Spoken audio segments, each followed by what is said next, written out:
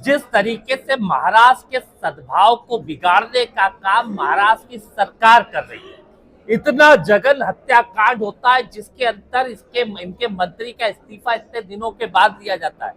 सवाल मुख्यमंत्री जी से है, क्या इनकी इंटेलिजेंस इतनी फेलियर थी कि इतने बड़े हत्याकांड के बाद, इतने दिन बाद फोटो वीडियो जब वायरल हुए तब इनको पता पड़ा? अगर इतना फेलियर इनका सरकार चल रही है तो पहले दिन इस्तीफा देना चाहिए, या फिर मुख्यमंत्री स्वयं जानबूझ के संरक्षण देने का काम ऐसे मंत्री को कर रहे थे जो हत्याकांड में पूरी तरीके से लिप्त थे।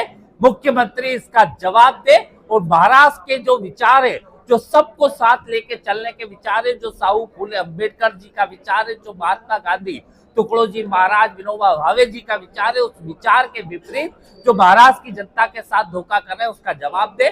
और जिस तरीके से जो जनता को वादे करे थे, लाडली बहनाओं को 2100 रुपए कहा था, वो तो अलग बात है, जो पहले दे रहे थे उनमें से आधी से ज्यादा लाडली बहनाओं को बंद कर दिया। आपने महाराष्ट्र की जनता को वादा करके गए थे, सोयाबीन के किसान हो, कपास के किसान हो, किसानों के कर्जा माफी की बात करके गए थे, उसका क्या हुआ? नौजवानों को रोजगार की बात करी थी, उसका क्या हुआ? और जनता इनसे जवाब मांग रही कि आपने जो वादे करे थे वो पूरा नहीं करते हुए लोगों की जो हत्याकांड करा रहे हो, जिसके अंदर आप सम्मिलित हो, इसकी जवाबदारी किसकी? और अगर आपकी जवाबदारी है तो सीधे इस्तीफा दें।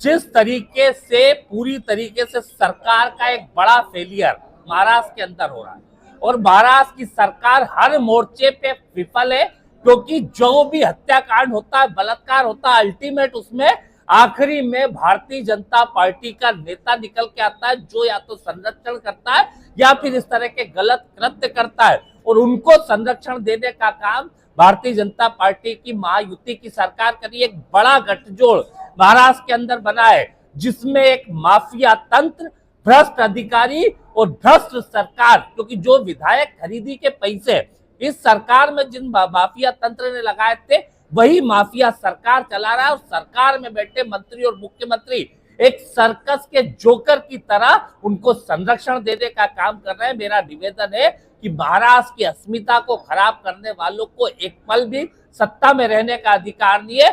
सीधे जवाब देंगे। ये वही महाराष्ट्र है जिसमें कांग्रेस के 3-3 मुख्यमंत्रियों ने छोटी सी बात के ऊपर इस्तीफा दिया, 4-4 मुख्यमंत्रियों ने, क्योंकि इस देश के अंदर जिस तरीके से जो बातें होती थी उसके ऊपर जवाबदेही लेते थे।